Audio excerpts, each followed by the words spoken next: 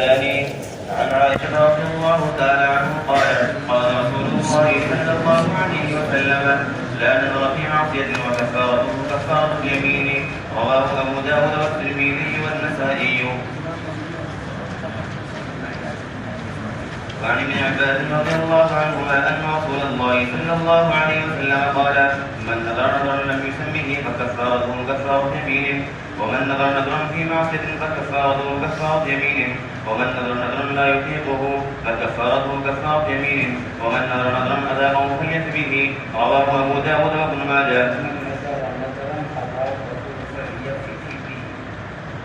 فليقف به رواه أبو داود وابن ماجه. ووقفه بعضهم على ابن عباس رضي الله عنهما. عن عائشة رضي الله عنها قالت قال رسول الله صلى الله عليه وسلم لا نذر في معصية وكفارته كفارة اليمين.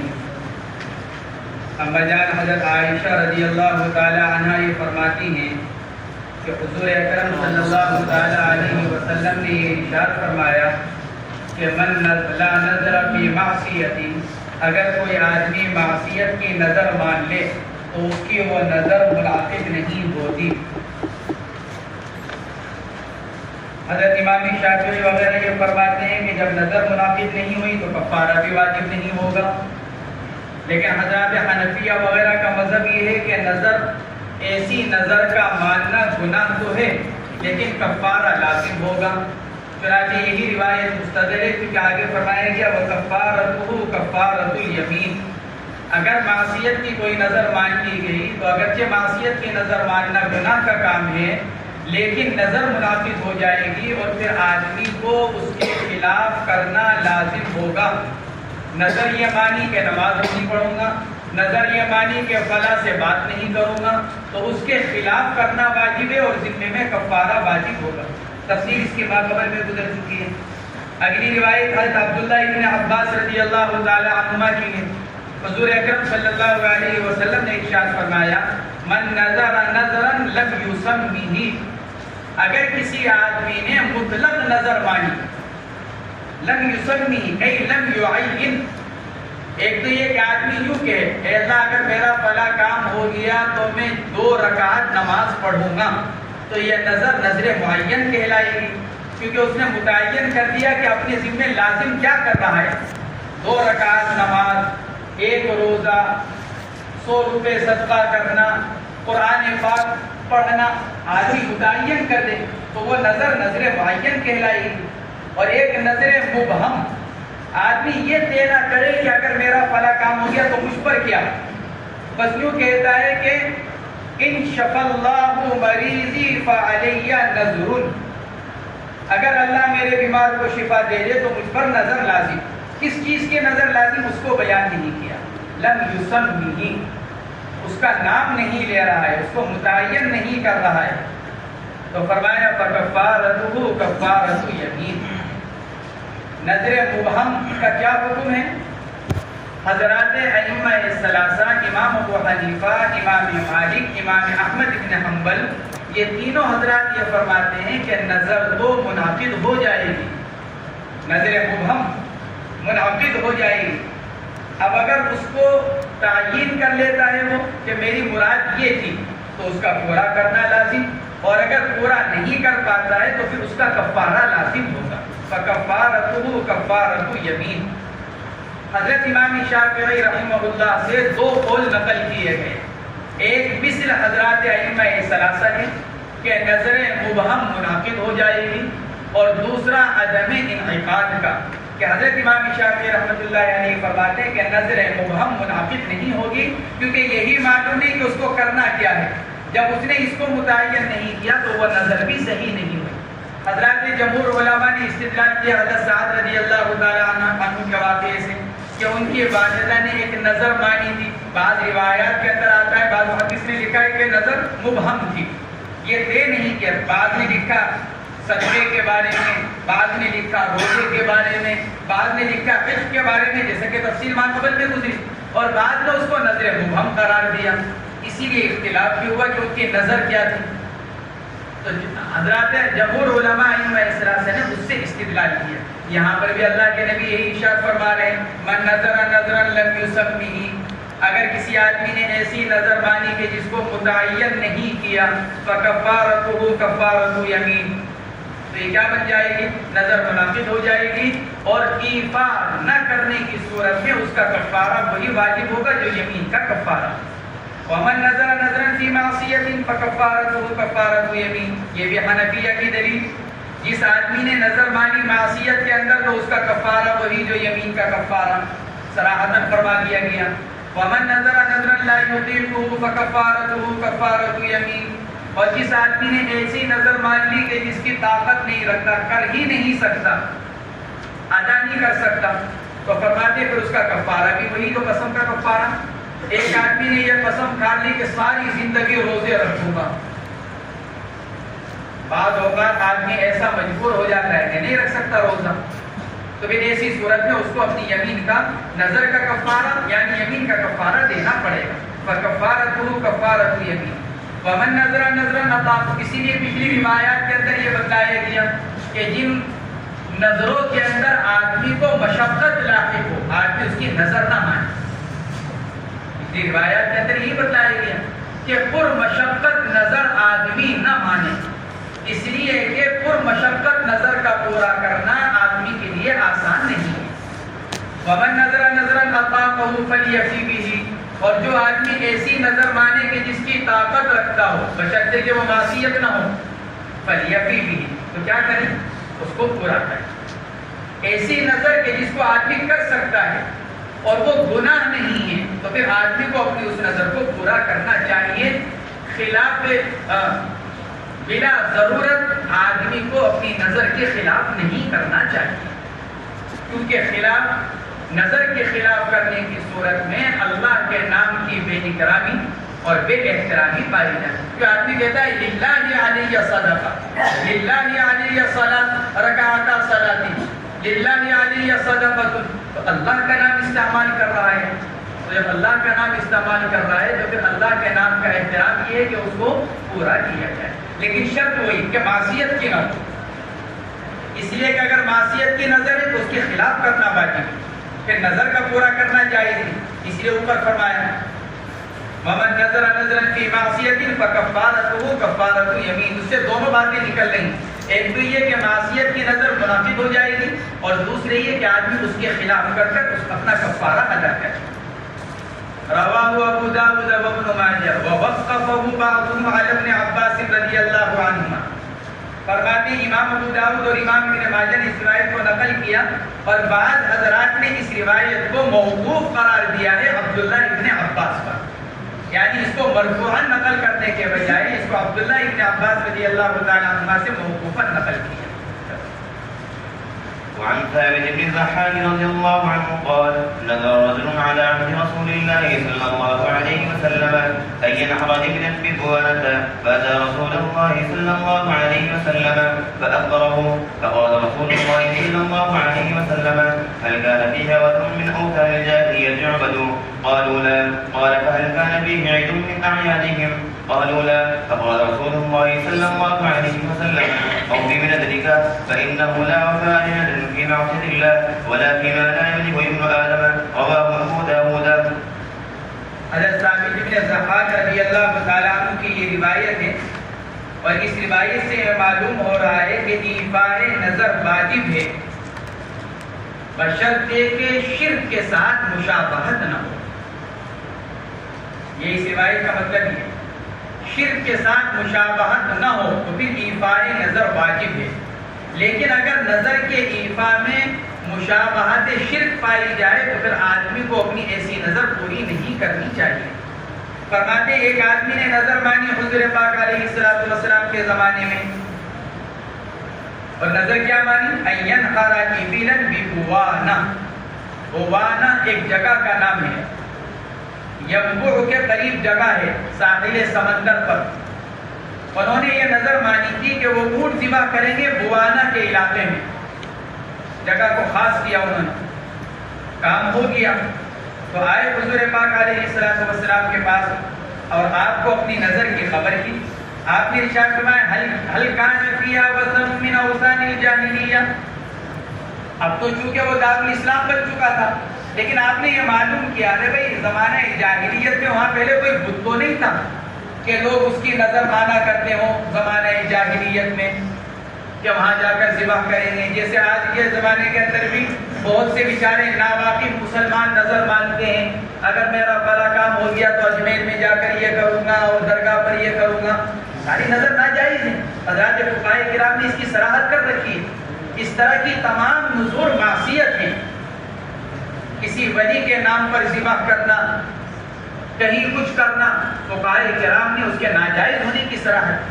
اللہ کے نبی پوچھ رہے ہیں هل كان فيها وثن من اوثان الجاهليه يعبد. ارے بھائی وہاں کوئی زمانہ جاہلیت میں کوئی بت تو نہیں رکھا ہوا تھا جس کی پوجا کی جاتی ہو اس زمانے میں؟ قالوا لا. صحابہ سے تحقیق چاہیے، ان سے نہیں، کیونکہ وہ تو صاحب معاملہ ہیں. ہو سکتا ہے وہ کچھ بات ہلکی کر کر بیان کریں. جیسے اب کوئی آدمی درگاہ پر جانور ذبح کرنے کی نظر مان لے اور پھر اس سے یوں کہا جائے کہ بھائی وہاں تو اجازت نہیں ہے، تو اپنی بات کو ہلکا کر اجی نہیں، میری مراد یہ ہے، میرا مطلب یہ ہے. اس لیے آپ نے صحابہ کرام سے تحقیق چاہی. قالوا لا. صحابہ نے عرض کیا نہیں یا رسول اللہ وہاں کبھی بت نہیں رکھے گئے، وہ کوئی پوجا استان نہیں تھی وہاں پر. قال فهل كان فيها عيد من اعيادهم. ارے بھائی ایسا تو نہیں کہ وہاں کوئی پہلے میلہ ٹھیلا لگتا ہو، یہ کفار مکہ وغیرہ یہ لوگ وہاں جا کر جمع ہوتے ہوں، اگرچہ بت نہیں ہے لیکن ان کا میلہ لگتا ہو اور اس میں ان کی کچھ مذہبی رسومات ادا کی جاتی ہوں. یا آپ نے ارشاد فرمایا قالوا لا. عرض کیا نہیں یا رسول اللہ ایسی بات بھی نہیں. فقال رسول اللہ صلی اللہ علیہ وسلم اوفی بنذری. آپ نے ارشاد فرمایا کہ ٹھیک ہے اپنی نظر کو پورا کر لو، یعنی وہاں جا کر اگر جانور ذبح کرنا چاہتے ہو تو کر لو، کیونکہ اس نے جگہ کی تخصیص کر رکھی. فإنه لا وفاء لنذر في معصية الله. جگہ کی تخصیص کے ساتھ اگر نظر مانی جائے تو کیا حکم ہے؟ یہ آگے روایت کے اندر مسئلہ آ رہا ہے. فإنه لا وفاء لنذر في معصية الله. آپ نے پھر یہ ارشاد فرمایا کہ ہم نے تحقیق کیوں چاہیے اس بات کی؟ اس لیے کہ اللہ کی معصیت میں اگر کوئی نظر مانی جائے تو وہ پوری نہیں ہوگی، اس کو پورا نہیں کیا جائے گا. لا وفا، نہیں پورا کرنا ہوگا ایسی نظر کا جو اللہ کی معصیت میں مانی جائے. یا آپ نے ارشاد فرمایا وَلَا فِي مَا لَا يَمْلِكُ ابْنُ آدَمَ. اور نہ ایسی نظر پورا کرنا لازم جس کا آدمی مالک نہیں. وعن عمرو بن شعيب عن أبيه عن جده رضي الله عنه أن امرأة قالت يا رسول الله إني نذرت أن أضرب على رأسك بالدف قال أوفي بنذرك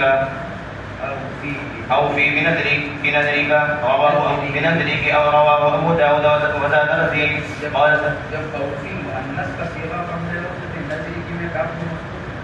قال أوفي بنذرك رواه أبو داود وزاد رزين. قالت ونذرت أن أذبح بمكان كذا وكذا فكان يذبح في أهل الجاهلية. فقال هل كان بذلك المكان وثن من أوثان الجاهلية يعبده؟ قالت لا. قال هل كان فيه عيد من أعيادهم؟ قالت لا. قال أوفي بنذرك. عمرو بن شعیب اس روایت کو روایت کرتے ہیں کہ ایک عورت نے آ کر عرض کیا یا رسول اللہ میں نے یہ نظر مانی ہے ان اضرب علی رأسک بالدف. دال کا ضمہ دال کا فتحہ، تحقیق اس کے ماقبل میں گزر چکی ہے. میں نے یہ نظر مانی ہے کہ میں آپ کے سر پر دف بجاؤں، آپ کے سر پر بجاؤں یعنی آپ کے سامنے. ترمذی شریف کی روایت میں بین یدی، آپ کے سامنے، آپ کی موجودگی میں. ہمارے بعض اکابر میں لکھا اس میں بھی کوئی نہیں ہے.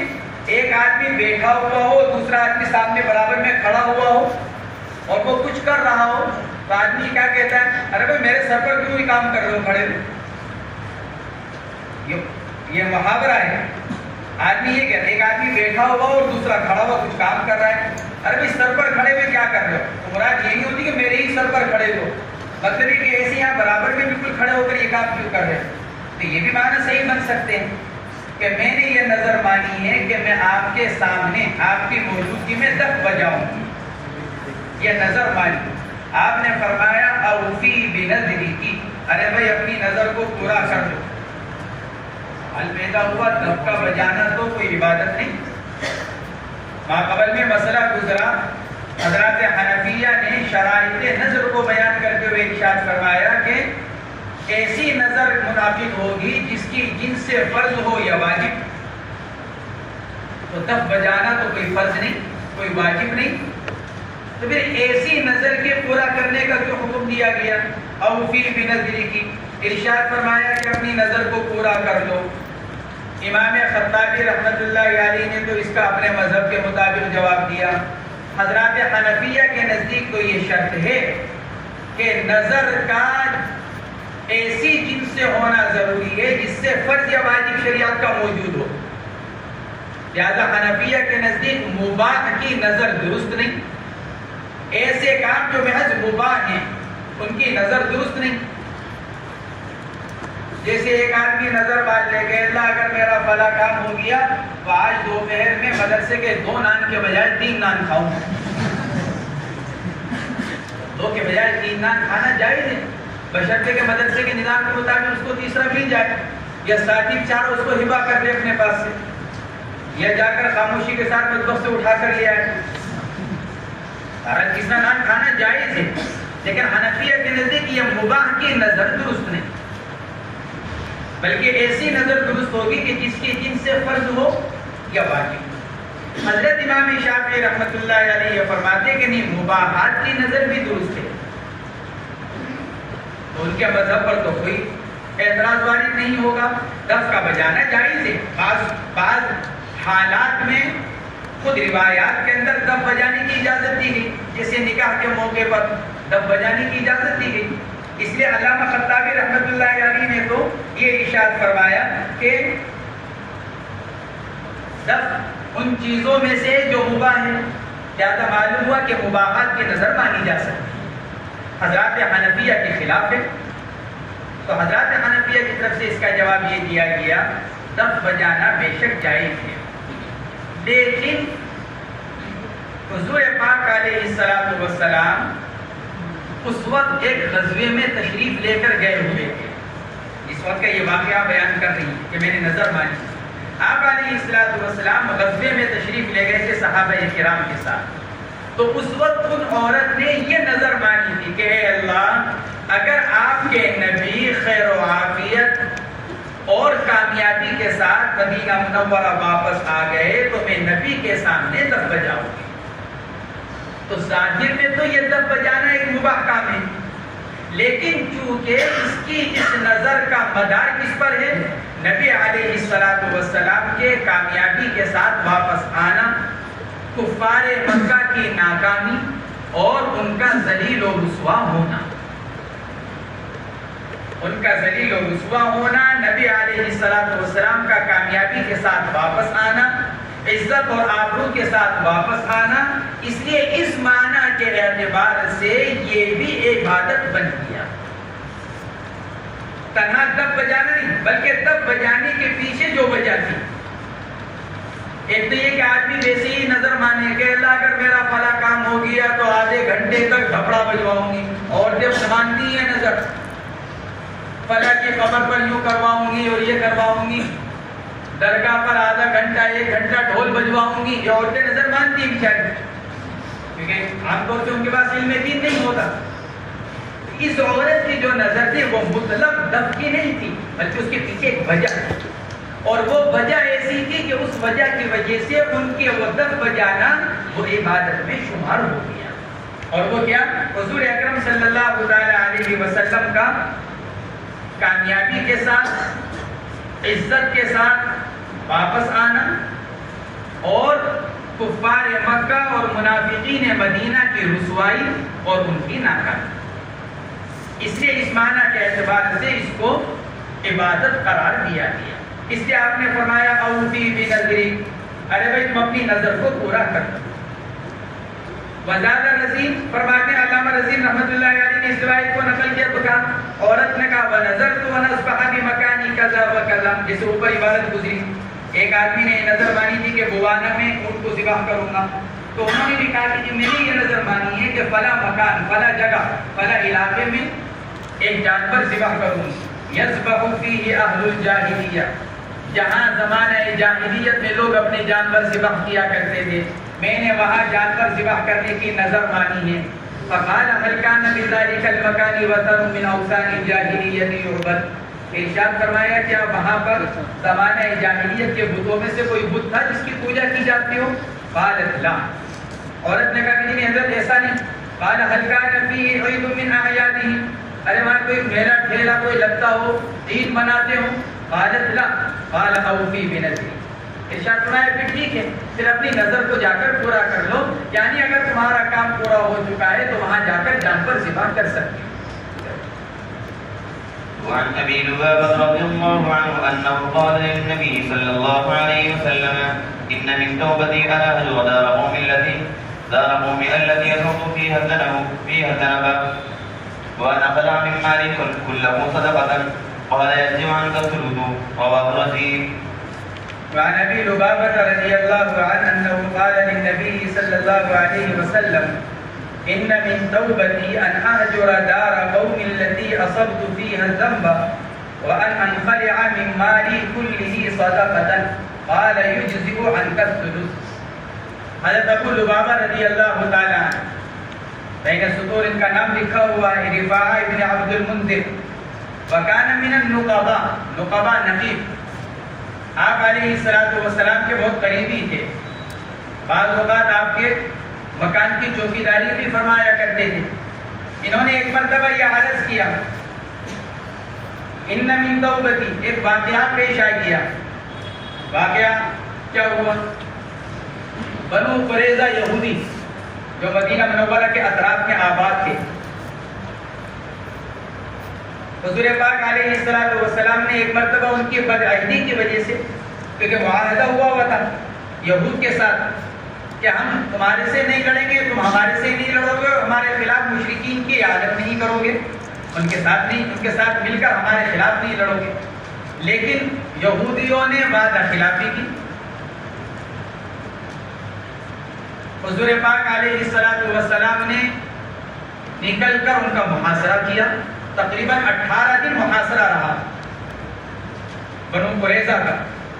وہ لوگ پریشان ہو گئے، ان کے لوگوں نے کہا ارے بھائی 3 باتوں میں سے ایک بات کر لو، یا تو یہ کر لیا جائے کہ ہم اپنی بیوی بچوں کو قتل کر دیں اور پھر باہر نکل کر مسلمانوں سے مقابلہ کریں، دیکھی جائے گی جو ہوگا، پہلے اپنی بیوی بچوں کو قتل کر دیں تاکہ پھر یہ خیال نہ رہے کہ میدان جنگ میں نکلنے کے بعد اگر ہم مارے گئے تو ہمارے گھر والوں کا کیا ہوگا، یا پھر ہم جزیہ دینا قبول کر لیں، یا پھر بیوی بچوں کو رہنے دیں، جا کر لڑا جائے، کامیابی مل گئی تو ٹھیک اور ہار گئے تو ٹھیک۔ لیکن ان کے قوم نے اس بات کو قبول نہیں کیا، بلکہ فیصلہ یہ ہوا کہ وہ یہ کہلوایا جائے کہ آپ ابو لبابہ کو بھیج دیں، ہم ذرا بات کر لیتے ہیں۔ ابو لبابہ کی تعین انہوں نے اس لیے کی تھی کیونکہ حضرت ابو لبابہ رضی اللہ تعالیٰ عنہ کچھ وقت وہاں گزار چکے تھے، وہاں رہ چکے تھے، قبیلہ بنو قریظہ میں پہلے رہ چکے تھے وہاں پر، تو وہ ان سے جان پہچان تھی، وہ یہ جانتے تھے کہ ابو لبابہ ذرا ہمارے سے قریب ہیں، تو اس لیے انہوں نے کہلوایا کہ اللہ کے نبی کے پاس کہ آپ ابو لبابہ کو بھیج دیں۔ اللہ کے نبی علیہ السلام نے ابو لبابہ کو بات کرنے کے لیے بھیج دیا۔ حضرت ابو لبابہ رضی اللہ تعالیٰ عنہ آپ سے بات چیت شروع ہوئی، نہیں بات بنی۔ جب واپسی کرنے لگے تو یہودیوں نے یوں کہا، ابو لبابہ ذرا یہ تو بتلاؤ، اگر ہم ہتھیار ڈال دیتے ہیں، نہیں لڑتے، ہمارا کیا ہوگا؟ یعنی تمہارے نبی کیا ارادہ رکھتے ہیں ہمارے بارے میں؟ یہ پوچھا انہوں نے حضرت ابو لبابہ سے۔ حضرت ابو لبابہ نے زبان سے جواب دینے کے بجائے صرف اتنا کہا، بس نبی کا تو ارادہ یہ ہے، گردن جائے گی۔ لیکن یہ کہتے ہی ایک دم احساس ہوا کہ میں نے بہت غلط بات کہی۔ نبی علیہ السلام کی جو ایک راز کی بات تھی وہ میں نے ان کے سامنے ظاہر کر دی۔ مسلمانوں کا اپنا آپس کا مشورہ تھا کہ ان کے بدعہدی کی ان کو سزا دینی ہے۔ اللہ کے نبی علیہ السلام کا مشورہ یہ تھا کہ چونکہ انہوں نے بدعہدی کی لہٰذا اس کی سزا دی جائے گی۔ تو اس مسلمانوں کے نبی علیہ السلام کے اس راز کو انہوں نے ظاہر کر دیا۔ ایک دم احساس ہوا کہ مجھ سے غلطی ہو گئی، بہت کر۔ اچھا، ان کے یہ کہہ دینے پر وہ لوگ جو ذرا سا کمزور پڑ رہے تھے، اس پر آ رہے تھے کہ بھئی چلو ان کے سامنے ہتھیار ڈال دیے جائے، بات بھی دیکھی جائے گی، تو وہ مضبوط ہو گئے اپنی اس بات تک، تو لڑنا پڑے گا جب ویسی بھی جان جانی ہے۔ اب ادھر حضرت ابو لبابہ رضی اللہ تعالیٰ عنہ کو یہ خیال ہوا کہ اس سے بہت بڑی غلطی ہو گئی، تو واپس آئے، مدینہ منورہ پہنچے، مسجد نبوی میں آئے، اور مسجد نبوی میں آ کر جو ستون تھے ایک ستون سے اپنے آپ کو باندھ دیا بطور سزا، اور یوں کہا کہ میں اپنے آپ کو خود نہیں کھولوں گا، نہ کسی کو کھولنے دوں گا جب تک نبی کریم علیہ السلام مجھے اپنے ہاتھ سے نہیں کھولے گا۔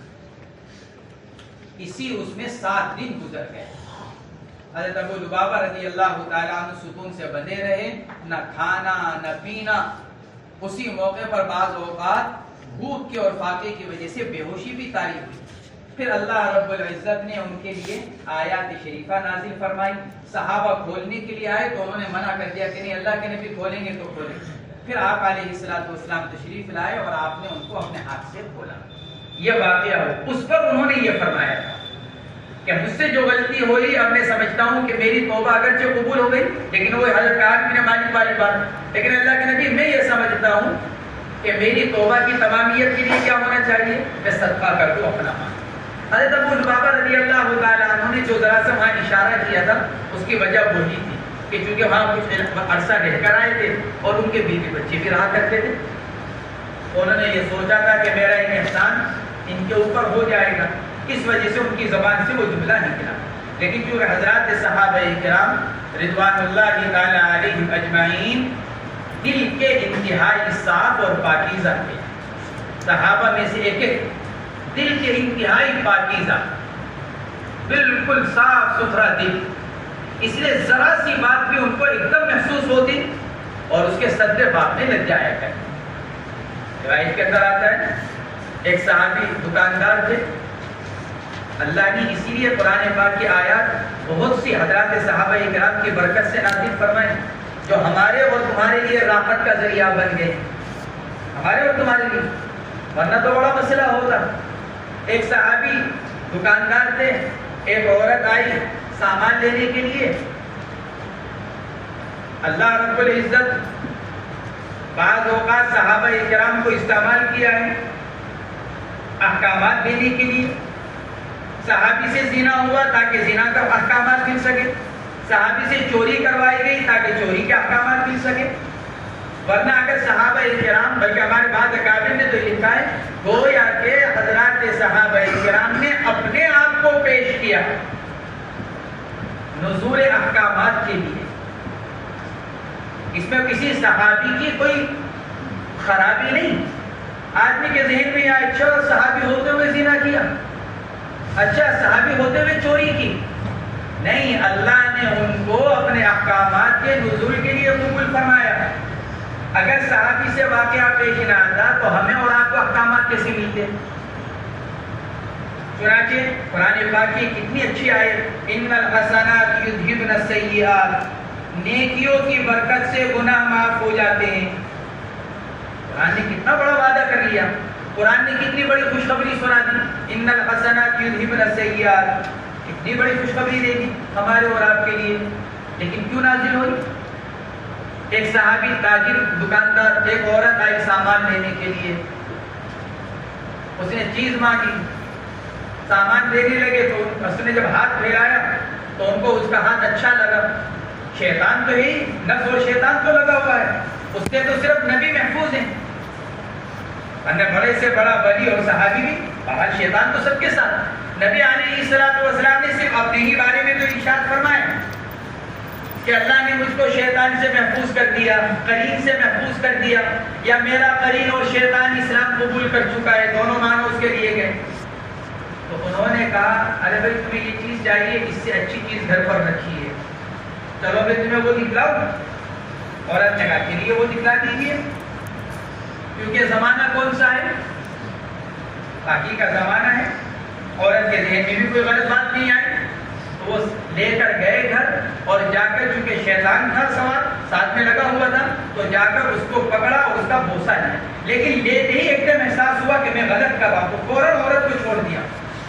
احساس ہوتی عورت کو چھوڑ دی، عورت جیسے ہی نکلی تو اس نے تو جا کر جو کچھ کیا ہوگا یہ صحابی نبی علیہ السلام کے پاس ہوگا اور جا کر سب کے موجودگی میں یا رسول اللہ انی اذنبت ذنبا فاقم علی حدا، اے اللہ کے نبی بہت بڑا گناہ ہو گیا، اس کی جو سزا ہو وہ جاری کر دیجیے فوراً۔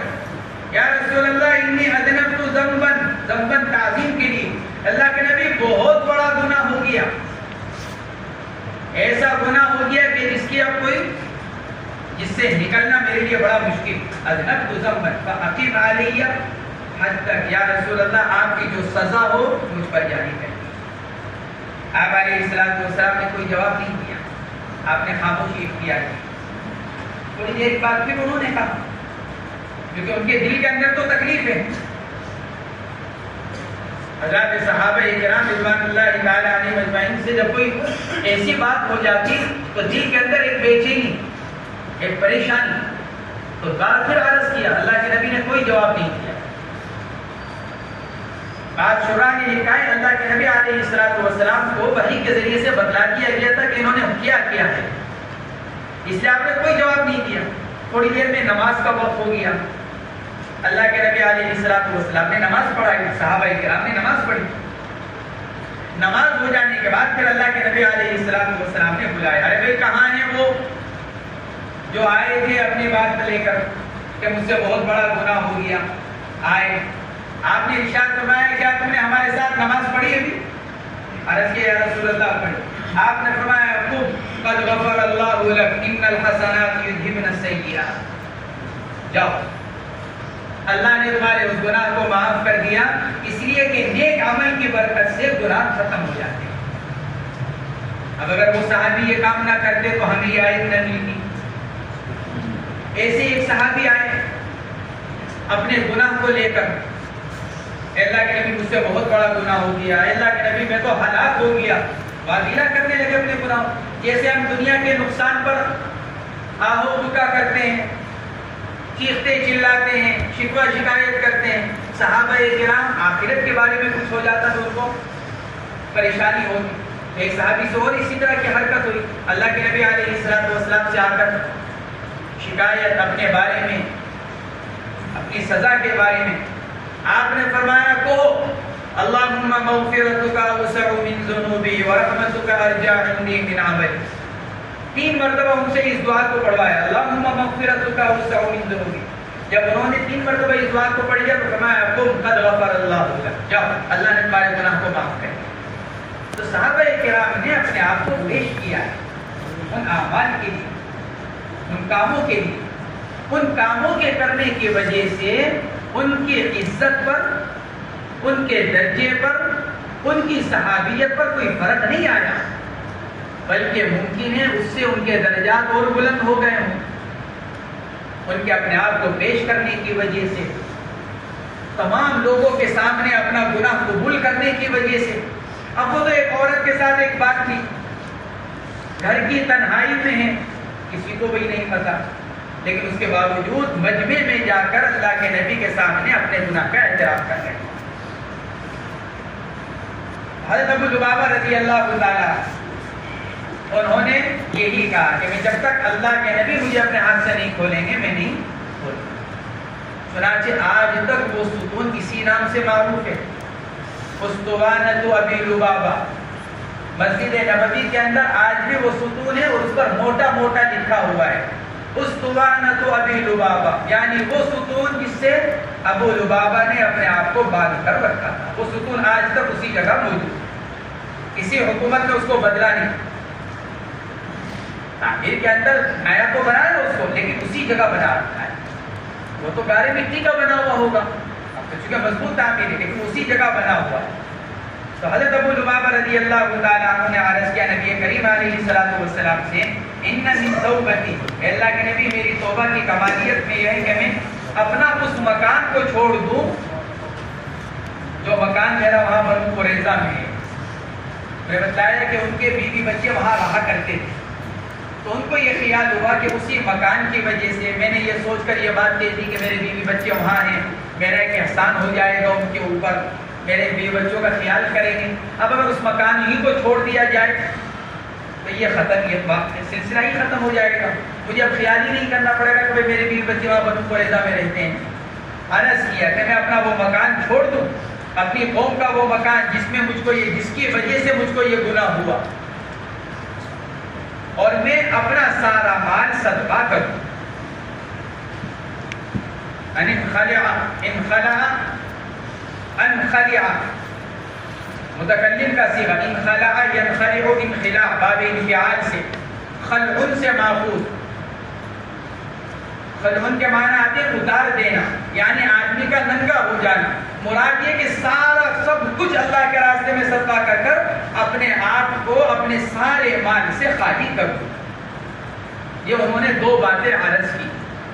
اللہ کے نبی علیہ السلام نے فرمایا یجزئ عنک الثلث. دو تین باتیں ہیں یہاں. انہوں نے بھی کہا اپنا سارا مال صدقہ کر دو. پیچھے روایت حضرت کعب بن مالک کی بھی گزری، انہوں نے بھی کہا تھا اپنا سارا مال صدقہ کر دو. آپ نے فرمایا امسک بعض مالک. لیکن اسی طرح کا واقعہ حضرت ابوبکر صدیق رضی اللہ تعالیٰ عنہ کا ہوا، کوئی اس کا نہیں بلکہ صدقے کا. حضرت ابوبکر صدیق رضی اللہ تعالیٰ عنہ نے آ کر کہا تھا اللہ کے نبی میرا یہ سارا مال صدقہ. آپ نے اس کو قبول کر لیا.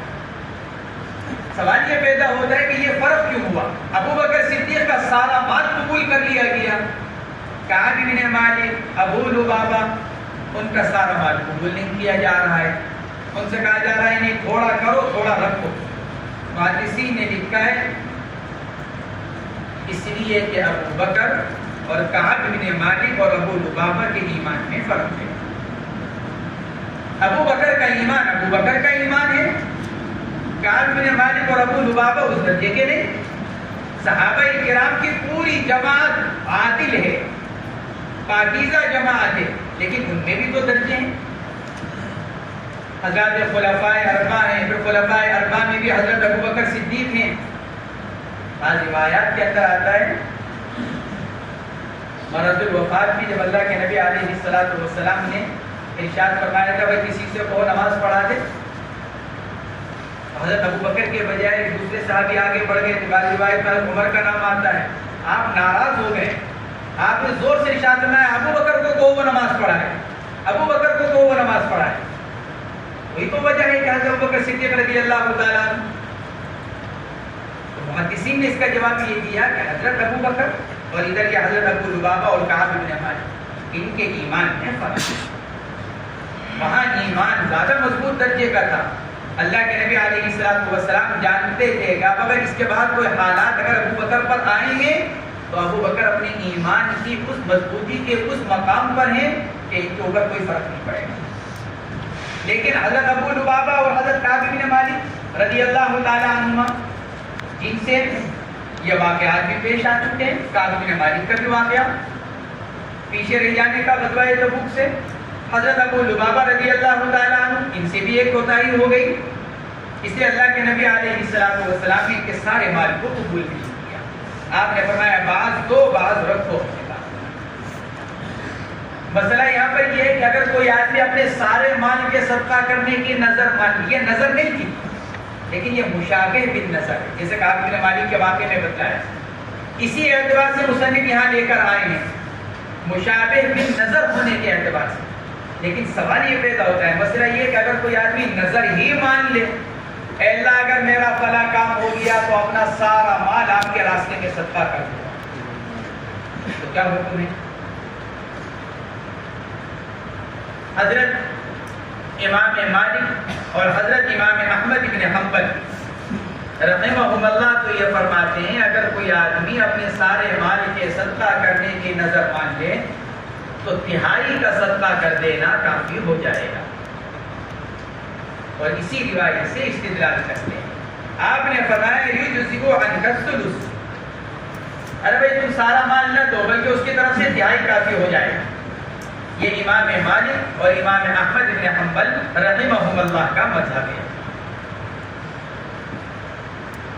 حضرت امام شافعی رحمۃ اللہ علیہ اور امام ابو حنیفہ رحمہم اللہ یہ دونوں حضرات یہ فرماتے ہیں کہ اگر سارے مال کے صدقہ کرنے کی نظر اگر مانی ہے کسی آدمی نے تو اس کو سارا مال صدقہ کرنا پڑے گا.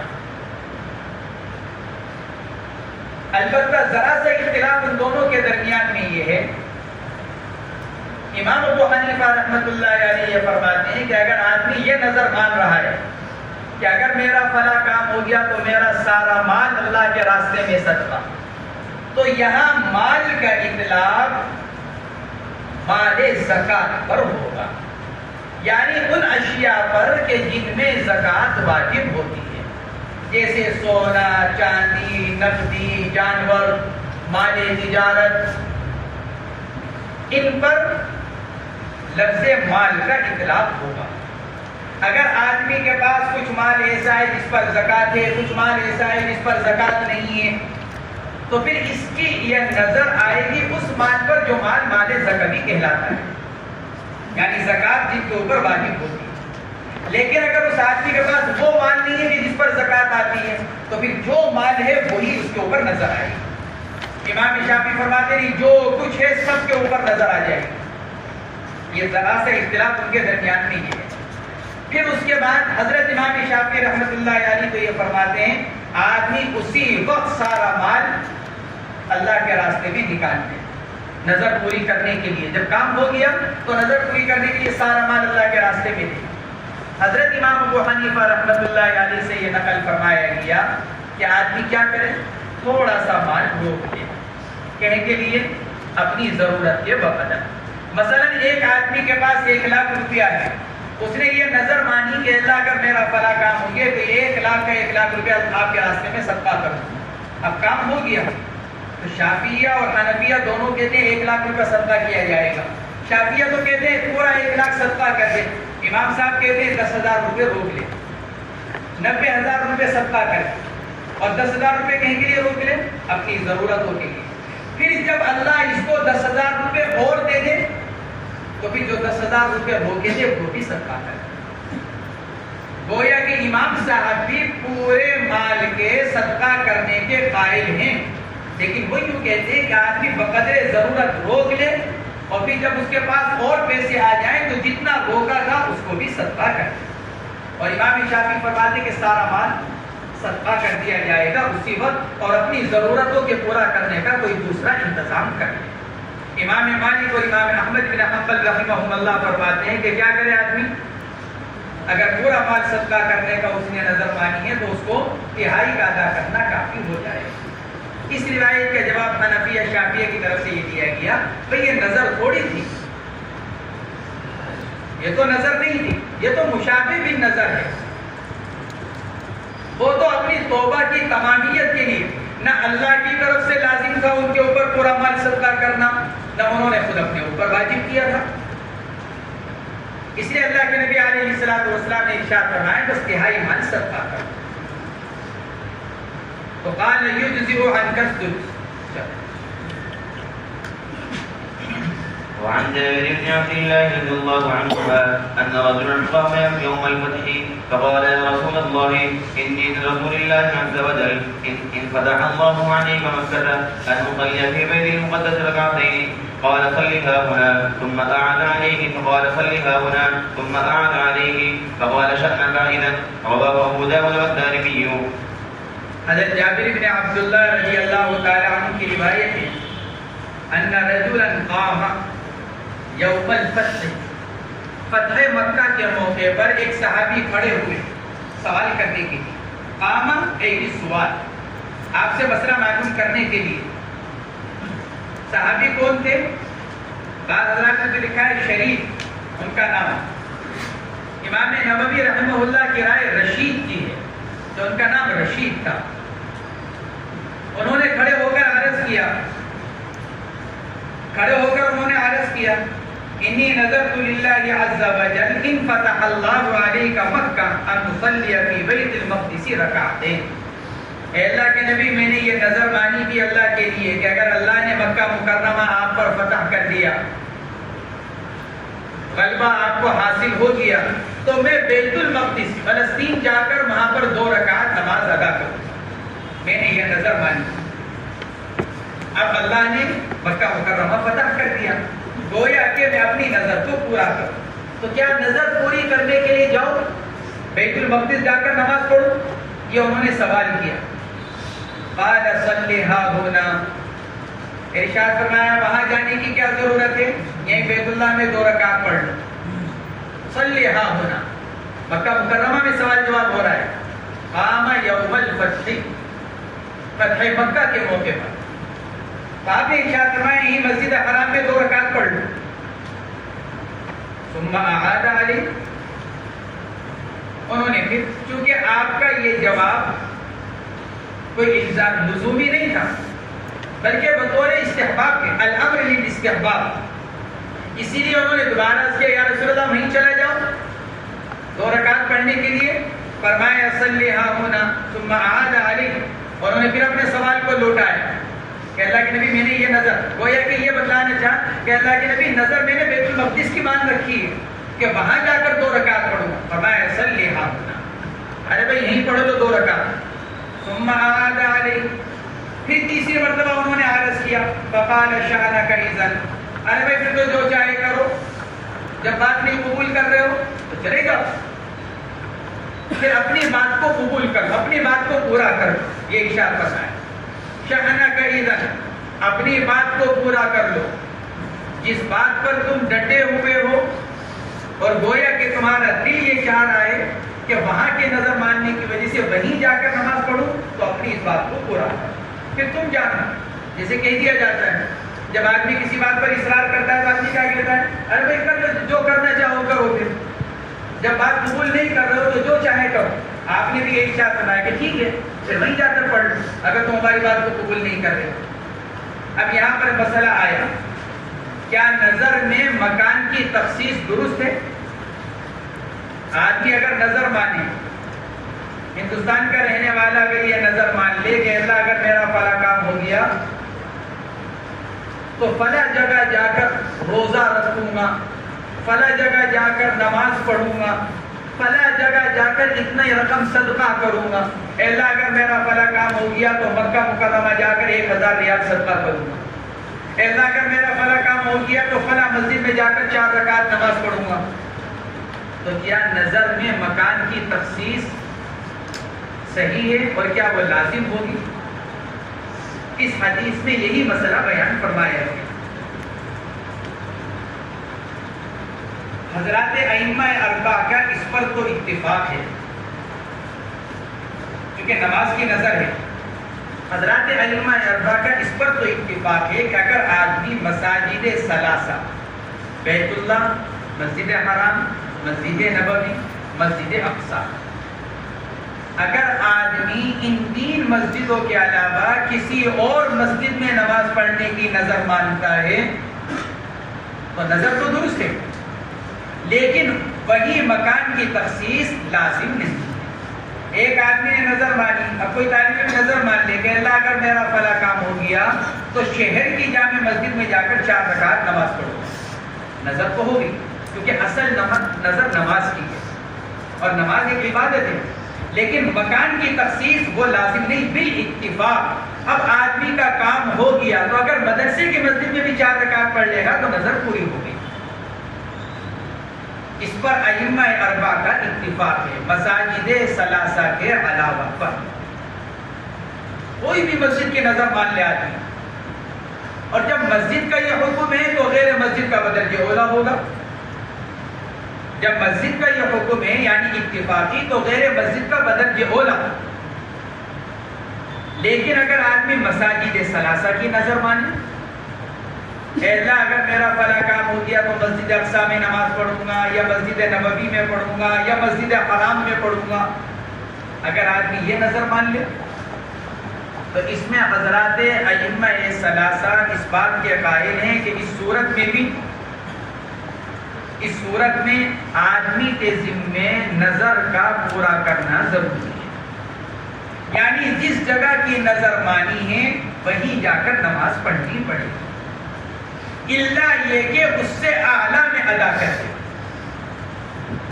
یہ امام شافعی، امام مالک اور امام احمد فرماتے ہیں اگر آدمی مساجد ثلاثہ میں نظر مان لے نماز کی ادائیگی کی تو اس کے ذمے اپنی نظر کا پورا کرنا لازم ہے. یعنی جہاں کی نظر مانی ہے وہیں جا کر نماز پڑھنا لازم ہے، الا یہ کہ اس سے اعلیٰ میں ادا کرے تو نظر پوری ہو جائے گی. جیسے ایک آدمی نے یہ نظر مانی کہ اللہ اگر میرا فلاں کام ہو گیا تو مسجد حرام میں 4 رکعت پڑھوں گا. اس کو مسجد حرام میں ہی پڑھنی پڑے گی کیونکہ مسجد حرام سے اعلیٰ کوئی مسجد نہیں.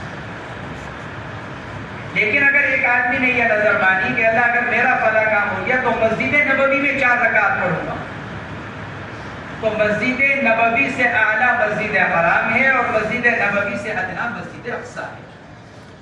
تو اب آدمی جس نے مسجد نبوی میں نظر مانی ہے تو اگر وہ مسجد نبوی میں پڑھتا ہے ٹھیک ہے، لیکن اگر مسجد نبوی کے علاوہ اگر وہ مسجد حرام میں جا کر ادا کرتا ہے تو نظر پوری ہو جائے گی کیونکہ ادنا کی نظر مانی اعلیٰ میں پوری کر رہا ہے. لیکن اگر مسجد نبوی کے بجائے مسجد اقصیٰ میں جاتا ہے تو نظر پوری نہیں ہوگی کیونکہ نظر مانی تھی اعلیٰ یعنی مسجد نبوی کی اور ادا کر رہا ہے ادنا یعنی مسجد اقصیٰ. ایسی اگر کوئی آدمی مسجد حرام کی نظر مانے تو مسجد نبوی اور مسجد اقصیٰ جو کہ اس سے کمتر درجے کی ہیں لہذا وہاں نماز پڑھنے سے نظر ادا نہیں ہوگی. یہ حضرات ائمہ ثلاثہ کا مسئلہ. ہر بات سمجھ آئی؟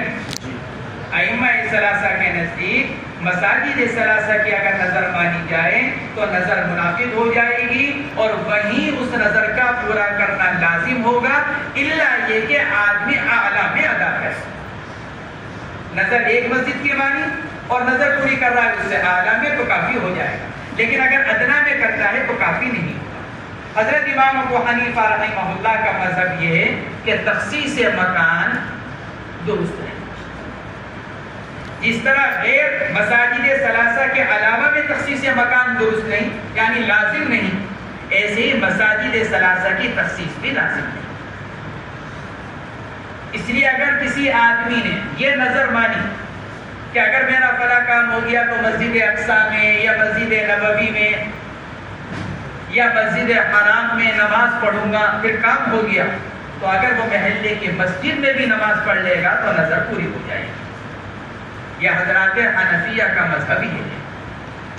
چنانچہ حضرات فقہاء کرام نے اس کی صراحت کی ہے کہ زمانے کی تعیین، مکان کی تعیین، زمانہ، اے اللہ اگر میرا فلاں کام ہو گیا تو رجب کے مہینے میں روزہ رکھوں گا.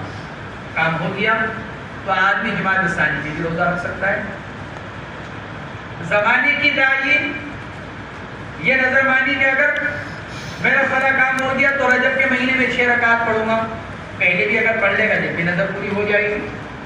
زمانے وقت کی تعیین، مکان کی تعیین، فقراء کی تعیین، اگر میرا فلاں کام ہو گیا تو مکہ مکرمہ کے فقراء پر کتنی رقم صدقہ کروں گا. کام ہو گیا تو فقراء مکہ کی تخصیص لازم نہیں. آدمی اگر اپنے علاقے کے فقراء پر بھی اگر صدقہ کر دے گا تو نظر پوری ہو جائے گی. حضرات فقہاء کرام اس کی صراحت کرتے ہیں اور یہ وجہ بیان کرتے ہیں کہ جب آدمی یہ نظر مان رہا ہے کہ اللہ اگر میرا فلاں کام ہو گیا تو میں مسجد حرام میں یا نبوی میں یا اقصیٰ میں 2 رکعت نماز پڑھوں گا، تو نماز تو اپنے جمیع بدن کے ساتھ ادا کی جانے والی ایک عبادت ہے. روزہ ایک آدمی یہ نظر مانے میرا فلاں کام ہو گیا تو مکہ مکرمہ جا کر روزہ رکھوں گا، تو روزہ ایک ایسی عبادت ہے جو اپنے جمیع بدن کے ساتھ ادا کی جاتی ہے. اب وہ جمیع بدن کے ساتھ وہ عبادت نماز ہو یا روزہ، وہ یہاں پر بھی وہی ہے بدن، وہاں پر بھی وہی ہے بدن. جو آدمی مکہ مکرمہ میں جا کر 2 رکعت پڑھ رہا ہے اپنے جن اعضاء کے ساتھ، انہیں اعضاء کے ساتھ سہارنپور میں بھی پڑھے گا. اس لیے حضرات حنفیہ یہ فرماتے ہیں کہ نماز وہ ایک ایسی عبادت کہ جس کے ذریعے سے اللہ کی تعظیم کی جاتی ہے اپنے تمام بدن کے استعمال کے ساتھ، اور اس کے لیے دونوں جگہ برابر. وَالْأَمْكِنَةُ كُلُّهَا سَوَاءٌ، اس اعتبار سے ساری جگہ کیا ہے؟ ساری جگہ برابر ہے. اس لیے حنفیہ رحمہم اللہ اس کے قائل ہیں کہ نظر کے اندر اگر مکان کی، زمان کی اگر تعیین کی گئی ہے تو وہ تعیین لغو ہے اور آدمی کہیں پر بھی اپنی نظر کو پورا کر سکتا ہے. اس سے استدلال جمہور نے بھی کیا، اس سے استدلال حنفیہ نے. جمہور تو یوں کہتے ہیں کہ دیکھیے نظر تو مانی تھی مسجد اقصیٰ کی، لیکن اللہ کے نبی نے اس سے اعلیٰ میں ادا کرنے کی اجازت دی، یعنی مسجد حرام۔ حنفیہ فرماتے ہیں اعلیٰ ادنا کچھ نہیں، اس سے یہ معلوم ہو رہا ہے کہ آدمی اگر کسی مکان کی تخصیص کرے تو اس مکان کے علاوہ میں دوسری جگہ اپنی نظر پوری کر سکتا ہے۔ حدیث پاک کا ظاہر یہ بتلا رہا ہے کہ اگر آدمی اپنی نظر کے ایفا کے لیے کسی مکان کی تخصیص کر دے تو حدیث یہ گنجائش دے رہی ہے کہ آدمی اس مکان کے علاوہ کسی اور جگہ پر بھی اپنی نظر کو پورا کر سکتا ہے۔ اس لیے اس روایت سے ائمہ ثلاثہ نے بھی استدلال کیا، اس روایت سے حنفیہ نے بھی استدلال کیا۔ وعن ابن عباس رضی اللہ عنہما انہ عقبۃ بن عامر نظر ان تحج ماشیۃ۔ یہ الگ بات ہے، نماز کے ثواب میں تفاوت ہوگا۔ آدمی اپنے محلے میں نماز پڑھے گا اس کا ثواب الگ ہے، آدمی مسجد حرام میں جا کر نماز پڑھے گا لیکن اس کا تعلق نفس نماز کے نفس ثواب سے ہے، اس کا تعلق نظر سے نہیں۔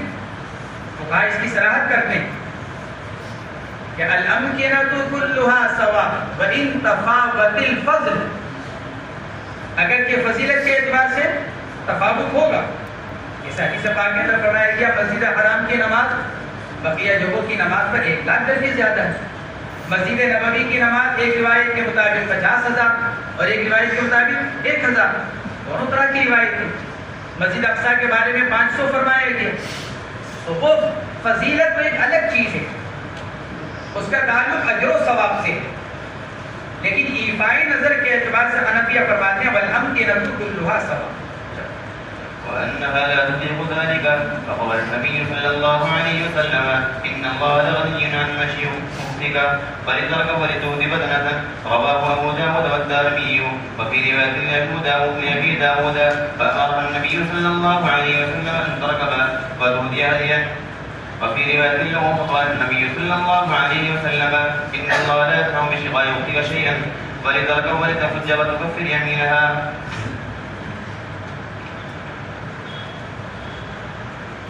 یہ دو روایتیں ہیں، ایک عبداللہ ابن عباس رضی اللہ تعالی عنہما کی اور دوسری آگے آگے عبداللہ ابن مالک کی۔ دونوں روایتوں میں حضرت عقبہ ابن عامر رضی اللہ تعالی عنہ کی بہن نے جو نظر مانی تھی اس کا واقعہ بیان کیا گیا۔ فرماتے ہیں عبداللہ ابن عباس حضرت عقبہ ابن عامر رضی اللہ تعالی عنہ کی بہن ان میں حبان جن کا نام لکھا ہے محدثین نے، انہوں نے نظر مانی تھی کہ وہ پیدل حج کرے گی۔ نظر تو مان لی لیکن وَأَنَّهَا لَا تُطِيقُ ذَلِكَ، نظر تو انہوں نے بیچاری نے مان لی ضرورت کی وجہ سے، تکلیف اور پریشانی کی وجہ سے، لیکن طاقت تھی نہیں پیدل جانے کی۔ مکہ مکرمہ سے مدینہ منورہ 2300 کلومیٹر کا، اور اس زمانے کے اعتبار سے جب سواری کے لیے راستے بھی بنے ہوئے نہیں، سفر کے لیے سواری کے لیے تیز رفتار سواریاں بھی اس زمانے میں مہیا نہیں، کئی دن لگ جایا کرتے تھے۔ اب اکیلی عورت کہ چلو کوئی ان کے ساتھ ہو بھی جائے، پیدل اس کا سفر، اس لیے فرمایا ان تحج ماشیۃ وانها لا تطيق ذلك، فقال النبي صلی اللہ علیہ وسلم ان اللہ لغنی عن مشی اختک، آپ نے فرمایا اللہ تمہاری بہن کے پیدل چلنے سے بے نیاز ہے، اس کو تمہاری بہن کے پیدل چلنے سے کوئی اس کی عزت میں کوئی اضافہ نہیں ہوگا، البتہ تمہاری بہن مشقت میں پڑے گی، لہذا فلترکب، اس کو چاہیے کہ وہ کیا کر لے، سواری پر سوار ہو جائے، فلترکب، سواری پر سوار ہو جائے، وَلْتُهْدِ بَدَنَةً، اور کیا کر لے، ایک بدانہ ہدی، ہدی کہا جاتا ہے اس جانور کو جو حدود حرم میں ذبح کیا جائے، حدود حرم میں ذبح کرنے کے لیے جس جانور کو بھیجا جائے اس کو ہدی کا جانور کہا جاتا ہے۔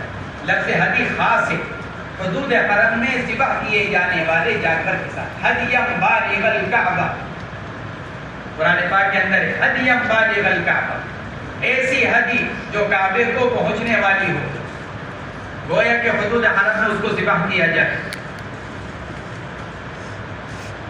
امام ابو داؤد اور امام دارمی نے اس کو نقل کیا اور فرماتے ہیں ابو داؤد کی ایک روایت میں امر النبی صلی اللہ علیہ وسلم ان ترکب وتهدی ہدیا، اللہ کے نبی نے ان کو یہ حکم دیا کہ وہ سوار ہو جائیں اور ایک بڑا جانور ہدیہ کر دیں. اوپر تھا وتهدی بدنہ، بدنہ کا اطلاق ہوتا ہے بڑے جانور پر، گائے بھینس اونٹ. اس روایت کے اندر لفظ ہدی تھا تو چونکہ لفظ بدل گیا اس لیے مصنف نے کہا وفی روایت ابی داؤد، ابو داؤد کی ایک روایت ہے کہ اللہ کے نبی نے ہم کو یہ حکم دیا کہ سواری پر سوار ہو جائیں اور ایک ہدیہ کر دیں، وہاں پر لے کر چلے جائیں. وفی روایت لہو فقال النبی صلی اللہ علیہ وسلم ان اللہ لا یصنع بشفاء رختک شیئا فلترکب ولتحج وتکفر یمینا. ایک روایت میں کہ اللہ کے نبی علیہ الصلوۃ والسلام نے ارشاد کیا، فی روایت لہو ای ابی داؤد، ابو داؤدی کی ایک روایت میں یہ کہ آپ علیہ الصلوۃ والسلام نے فرمایا لا یصنع ای لا حاجت للہ، ارے بھائی اللہ کو کوئی ضرورت نہیں ہے تمہاری بہن کو مشقت میں ڈالنے کی.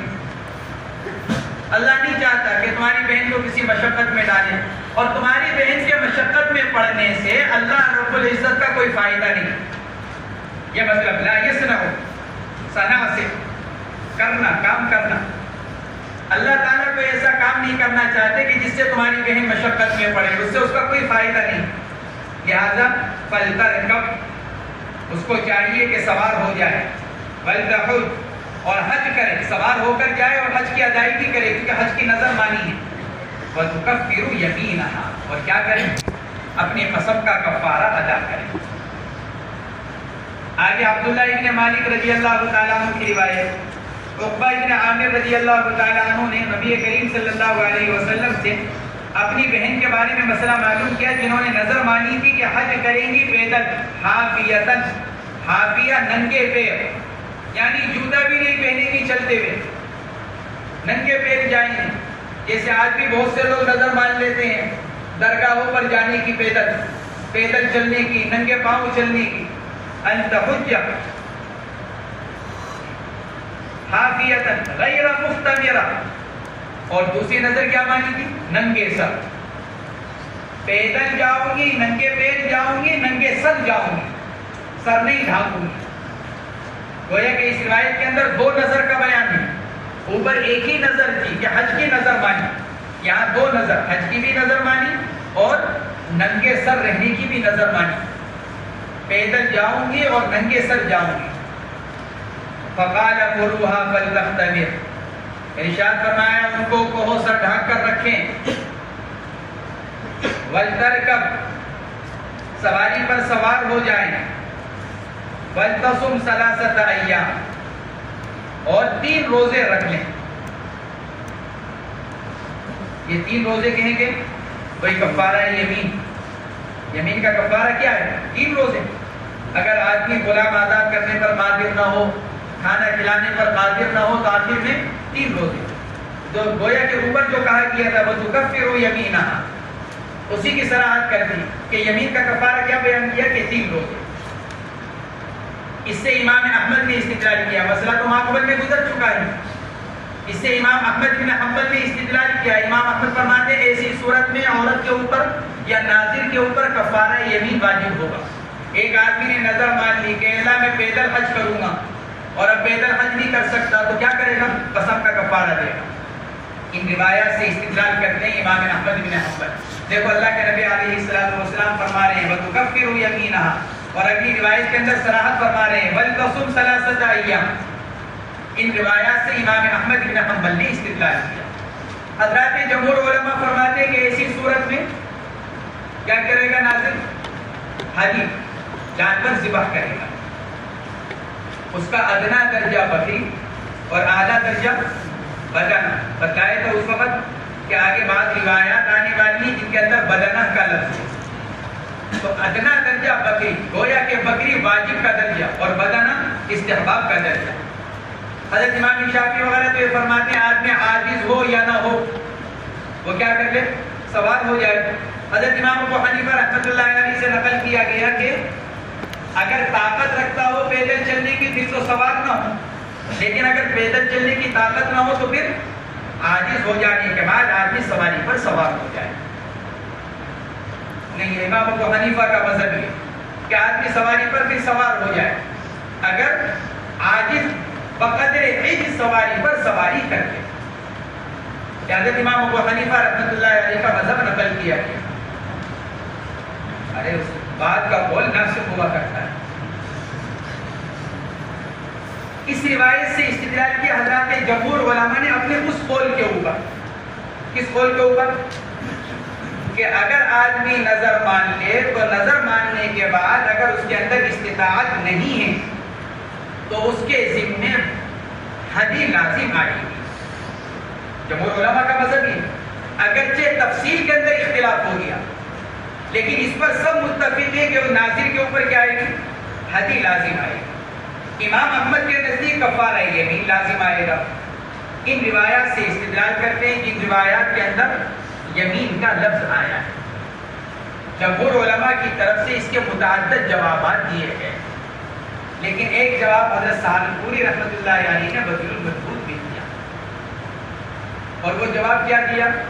حضرت سہارنپوری رحمۃ اللہ علیہ نے لکھا ہے، فرماتے ہیں غزل کے اندر حضرت عقبہ بن عامر رضی اللہ تعالی عنہ کی بہن نے 2 نظر مانی ہیں.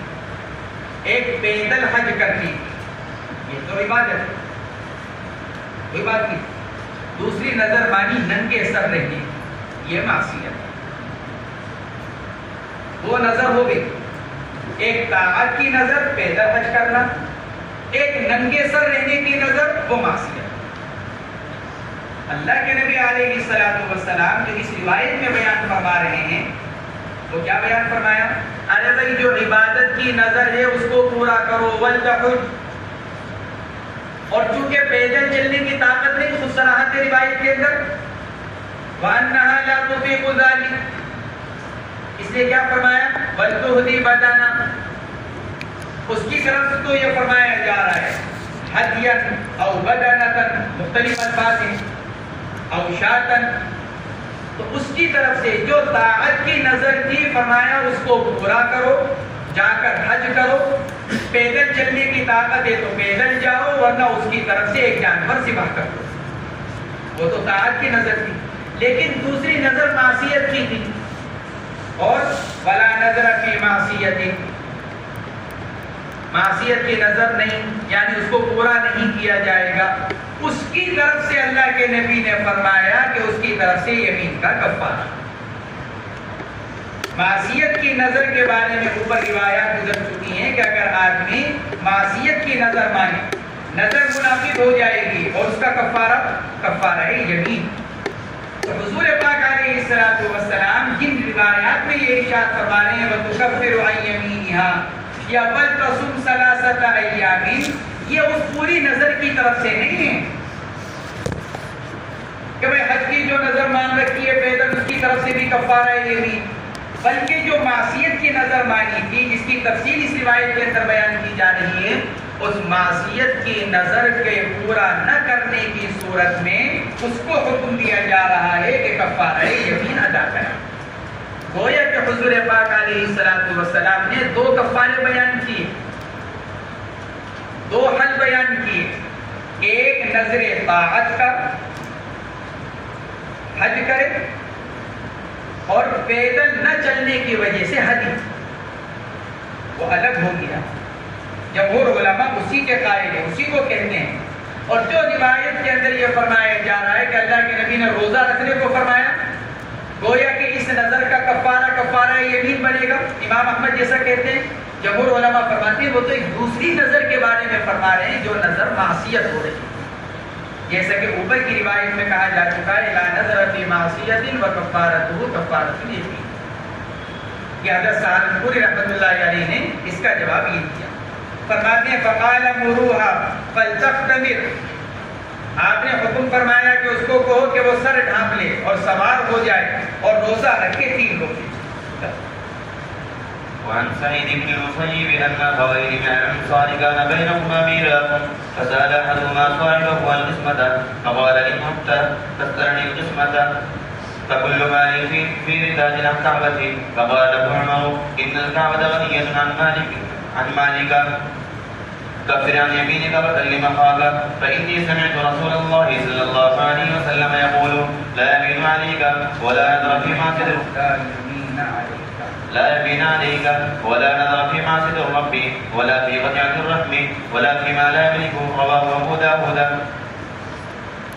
حضرت سعید بن المسیب رحمہ اللہ تابعی ہیں، فرماتے ہیں انصار کے دو بھائیوں میں ایک معاملہ پیش آ گیا. ان کے والد کا انتقال ہوا. والد کے انتقال کے بعد میراث کی تقسیم کا مسئلہ تھا. ایک بھائی میراث کو تقسیم کرنے پر تیار نہیں ہو رہے تھے، یعنی ٹال مٹول کر رہے تھے. دو بھائی تھے، باپ کے انتقال کے بعد دونوں کا حصہ تھا. اب ایک بھائی کہے کہ میراث تقسیم کر لیے، دوسرا بھائی ذرا تاخیر کر رہے تھے، کوئی وجہ ہوگی تو وہ تاخیر کر رہے تھے. کان بینہما میراث، ان کے درمیان میراث کی تقسیم کا مسئلہ تھا. فسأل احدہما صاحبہ القسمۃ، دو بھائیوں میں سے ایک نے اپنے دوسرے بھائی سے سوال کیا میراث کی تقسیم کا، اصرار کیا ہوگا جا کر. فقال ان عدت تسألنی القسمۃ فکل مالی فی رتاج الکعبہ. رتاج کہا جاتا ہے دروازے کو، رتاج دروازہ، لیکن یہاں مراد کعبہ ہی ہے، اس لیے کہ دروازے سے ہی آدمی اندر داخل ہوتا ہے. اس لیے رتاج کعبہ کی کے معنی کیے گئے کعبے کی تزیین، کعبے کی ضرورتوں پر خرچ کرنا. کہا انہوں نے اگر تم نے دوبارہ مجھ سے سوال کیا میراث کی تقسیم کا، ان عدت تسألنی القسمۃ، اگر تم دوبارہ آئے میرے پاس یہ مسئلہ لے کر کے جی میراث تقسیم کرو، فکل مالی فی رتاج الکعبہ، تو سارا مال صدقہ ہے جس پر کعبے کی ضرورت ہوگا. یہ انہوں نے نظر مان لی. فقال له، حضرت عمر رضی اللہ تعالی عنہ نے فرمایا ان الکعبۃ غنیۃ عن مالی. حضرت عمر فاروق رضی اللہ تعالی عنہ کے پاس یہ مسئلہ پہنچا، ان کے دور خلافت کا ہوگا، ان کے پاس یہ مسئلہ پہنچا تو ارشاد فرمایا کہ کعبہ تمہارے اس ناجائز مال سے بے نیاز ہے، تمہیں اختیار ہی نہیں ہے پورا مال صدقہ کرنے کا، کیونکہ تم پورے مال کے مالک نہیں، تو تمہیں کیا اختیار پورا مال صدقہ کرنے کا. اس لیے کعبہ تمہارے اس مال سے بے نیاز مستغنی ہے، اس کو تمہارے اس مال کی ضرورت نہیں. کفر عن یمینک، لہذا جو قسم کھائی ہے یعنی نظر مانی ہے اس کی طرف سے کفارہ ادا کرو. وکلم اخاک، اور اپنے بھائی سے بات کرو، بھائی سے بات چیت مت چھوڑ دینا. وکلم اخاک فإنی سمعت رسول اللہ صلی اللہ علیہ وسلم، میں نے حضور پاک علیہ السلام کو فرماتے ہوئے سنا لا یمین علیک ولا نذر فی معصیت الرب. اللہ کی نافرمانی کے بارے میں اگر کوئی قسم کھائی جائے، کوئی نظر مانی جائے تو وہ صحیح نہیں، یعنی اس کا پورا کرنا ذمے میں لازم. لا نذرہ کے معنی ہر ایک نے اپنے اعتبار سے کیے. شافعیہ وغیرہ نے عدم انعقاد کے کیے اور حنفیہ وغیرہ نے عدم ایفا کے کیے، یعنی اس کو پورا نہیں کیا جائے گا. نظر تو منعقد لیکن پورا نہیں کیا جائے گا. شافعیہ وغیرہ نے مانا کیے کہ نظر ہی منعقد نہیں ہوگی معصیت کے اندر. ولا فی قطیعۃ الرحم، ایسی اگر نظر منعقد نظر مانی جائے قطع رحم کی، اگر میرا فلاں کام ہو گیا بھائی سے بات نہیں کروں گا، یا مطلق میں آئندہ تمہارے سے 1 سال تک بات نہیں کروں گا، جاؤ، یہ قسم کھا لی، تو اس کی ممانعت ولا فی قطیعۃ الرحم. یہاں پر بھی یہی بات کی تھی انہوں نے، اس لیے فرمایا ولا فی ما لا یملک، ایسی مال کے اندر بھی نظر درست نہیں جس کا آدمی مالک نہیں. اگر آدمی کسی وقتی کسی بات پر ناراض ہو کر کوئی ایسی قسم کھا لے، اس نظر کا کیا حکم ہے، اس قسم کا کیا حکم؟ جیسے لڑائی ہو جاتی ہے بعض اوقات، اب آدمی نے قسم کھا لی اللہ کی قسم ساری زندگی بات نہیں کروں. حضرت امام شافعی رحمۃ اللہ علیہ فرماتے ہیں اسی نظر کا نام ہے نظر غضب، نظر لجاج. مجبور ہو کر غصے میں آ کر قسم کھا لی، نظر مان لی، تو کیا حکم ہے؟ یہ نظر لجاج، نظر غضب، ساری زندگی تمہارے سے بات نہیں کروں گا، ساری زندگی یہ کام نہیں کروں گا. اب وہ تو وقتی غصہ تھا، بعض اوقات آدمی کر لیتا ہے اسی طرح اللہ کی قسم آئندہ ساری زندگی تمہارے گھر پر پاؤں نہیں رکھوں گا، آؤں گا نہیں تمہارے گھر پر. اب وہ وقتی طور پر کوئی غصے والی بات ہوتی ہے، لیکن آدمی ایسی نظر مان لیتا ہے، ایسی قسم کھا لیتا ہے جس سے آدمی کو آگے پریشانی ہوتی ہے۔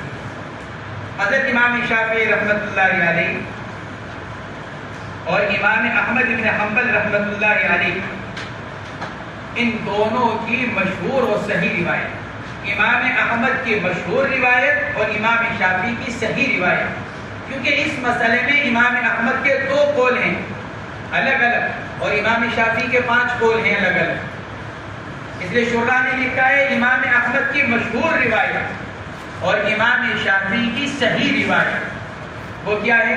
یہ دونوں حضرات یہ فرماتے ہیں کہ آدمی کو اختیار ہے، ناظر اور حالف، انہ مخیر بین اتیان المنظور والکفارہ، اس کو اختیار ہے، چاہے تو کیا کرے، اپنی نظر اور قسم کو پورا کرے، اور چاہے کیا کر لے، ارے بھائی کفارہ ادا کرے۔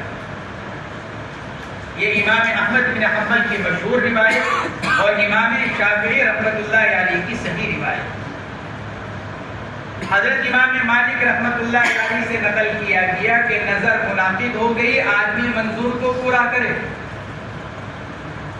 جس چیز کی نظر مانی ہے وہ نظر صحیح ہو گئی، اب آدمی کیا کرے، منظور جس چیز کی نظر مانی گئی ہے اس کو پورا کرے۔ یہ امام مالک رحمۃ اللہ علیہ سے نقل کیا گیا۔ حنفیہ سے بھی یہی مشہور ہے، حنفیہ کا مذہب بھی یہی نقل کیا گیا۔ شراح لکھتے ہیں وَهُوَ الْمَشْهُورُ عَنِ الْحَنَفِيَّةِ، حنفیہ سے بھی یہی بات نقل کی گئی ہے اور یہی بات ان سے مشہور ہے۔ لیکن حاشیہ بذل کے اندر حضرت شیخ الحدیث زکریا صاحب رحمۃ اللہ علیہ نے نقل کیا اور اوجز المسالک کے اندر بھی نقل کیا، فرماتے ہیں کہ اگر شرط ایسی ہے کہ جس کا وجود مقصود ہو، جیسے آدمی یہ نظر مانے کہ اللہ اگر میرا مریض شفا یاب ہو گیا، ڈاکٹر سے بعض اوقات لڑائی ہو جاتی ہے، آدمی اپنے مریض کو لے کر گیا کسی ڈاکٹر کے ہاں، اچھا ڈاکٹر تو اچھا ہے، لیکن بعض اوقات اس کے اخلاق، اس کے عادات یا اور کوئی وجہ پیش آ جاتی ہے تو آدمی ناراض ہو جاتا ہے۔ بعض اوقات آدمی کیا کہتے ہیں، اجی اللہ تعالیٰ میرے اس مریض کو صحت دے دے، قسم کھاتا ہوں دوبارہ آپ کے کبھی اسپتال میں آؤں گا۔ آدمی کہتا ہے کہ جب تو مجبوری ہے کیونکہ آپ کا علاج چل رہا ہے اور اس کا علاج آپ ہی اچھا کرتے ہو، مشہور یہی ہے کہ اگر اللہ نے میرے مریض کو شفا دے دی آئندہ نہیں آؤں گا۔ تو ایسی شرط جو مقصود ہے، ان شفا اللہ مریضی، حضرات حنفی رحمہ اللہ یہ فرماتے ہیں کہ اگر شرط ایسی ہے کہ جس کا وجود مقصود ہے تو پھر آدمی کیا کر لے، آدمی منظور کو پورا کرے، جو نظر مانی ہے اس کو پورا کرے۔ لیکن اگر شرط ایسی ہے جو اپنی ذات سے مقصود نہیں، جیسے آدمی یہ نظر مان لے، قسم کھا لے اگر میں فلاں سے بات کروں تو میرے اوپر یہ تو ایسی شرط نہیں ہے کہ جس کا پورا کیا جانا مقصود ہو یا آدمی کو اس سے کوئی فائدہ ہو۔ تو اس کے بارے میں حضرات فقہاء کرام یہ فرماتے ہیں کہ اگر آدمی ایسی شرط پر نظر کو منعقد کرے کہ جو مقصود بھی ساتھ ہے تو پھر تو آدمی منظور کو پورا کرے، لیکن اگر ایسی شرط جو مقصود بھی ذات نہیں ہے تو پھر آدمی مختار ہے، اس کو اختیار دیا جائے گا منظور کے پورا کرنے کے درمیان اور کفارہ ادا کرنے کے درمیان، جیسا کہ امام شافعی اور امام احمد بن حنبل فرماتے ہیں فإني سمعت رسول اللہ صلی اللہ علیہ وسلم، میں نے یہ اللہ کے نبی کو فرماتے ہوئے سنا، لا یمین علیک ولا نظر فی معصیت الرب ولا فی قطیعۃ الرحم ولا فی ما لا یمین۔ یہاں حضرت عمر فاروق رضی اللہ تعالی عنہ نے ان کو یہ حکم فرمایا تھا کہ اپنی قسم کا کفارہ ادا کرو اور اپنے بھائی سے بات کرو، قسم کا کفارہ دو اور اپنے بھائی سے بات کرو، کیونکہ بھائی سے بات نہ کرنے کی قسم کھانا یہ ایک معصیت ہے، لہذا حکم دیا گیا کہ ان کا قسم توڑو اور اپنی قسم کا کفارہ ادا کرو. نیز تم نے جو نتاج کعبہ کی نظر مانی ہے اس کی طرف سے فرمایا کفر عن یمین، اس کی طرف سے کفارہ ادا کرو. کہ کیوں؟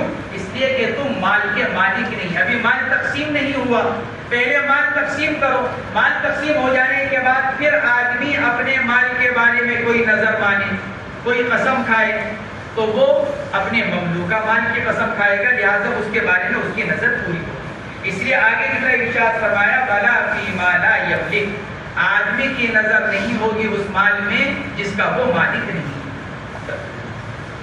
الفصل الثالث عن عمران بن حسين رضي الله عنهما قال سمعت رسول الله صلى الله عليه وسلم يقول النذر نذران فمن كان نذر في طاعة فذلك لله فيه وفاه ومن نذر نذرا ومن كان نذر في معصية فذلك للشيطان ولا وفاء فيه ويكفر ما يكفر اليمين. رواه. جب روایت وہی ہے عمران بن حسین کی کہ میں نے حضور پاک علیہ السلام کو فرماتے ہوئے سنا نظر کی دو قسمیں ہیں، نظر اطاعت، نظر معصیت. آدمی جو بھی نظر مانے گا یا تو وہ طاعت ہوگی یا معصیت ہوگی. فرماتے ہیں اگر نظر مانی ہے طاعت کی، فمن کان نظر فی طاعت اللہ، جس نے نظر مانی اللہ کی طاعت کی تو وہ نظر اللہ کے لیے یا تو اس کو پورا کرنا ہوگا. جس نے معصیت کی نظر مانی تو وہ نظر شیطان کی ہو گئی، یا تو اس کو پورا کرنا نہیں ہوگا لیکن کفارہ ادا کرے گا. وعن محمد بن المنتصر قال إن رجلا نذر أن ينهى نفسه إن نجاه الله من عدوه فسأل ابن عباس فقال له سلم مسروقا فسأله فقال له لا تنهر نفسك فإنك إن كنت مؤمنا قتلت نفسا مؤمنة وإن كنت كافرا فعجلت إلى النار واشتري كبشا فاذبحه للمساكين فإن إسحاق خير منك وفدي بكبش. فأخبر ابن عباس فقال هكذا كنت أردت أن أفتيك. رواه رزين. محمد بن المنتشر تابعی ہیں. حضرت عائشہ رضی اللہ تعالی عنہا سے حدیث پڑھی ہے. حضرت مسروق جن کا آگے تذکرہ آ رہا ہے ان کے بھتیجے ہیں، یعنی بھائی کے بیٹے محمد بن المنتشر. فرماتے ہیں ایک آدمی نے نظر مان لی کہ وہ اپنے آپ کو ذبح کر لے گا اگر اللہ نے اس کو دشمن سے نجات دی.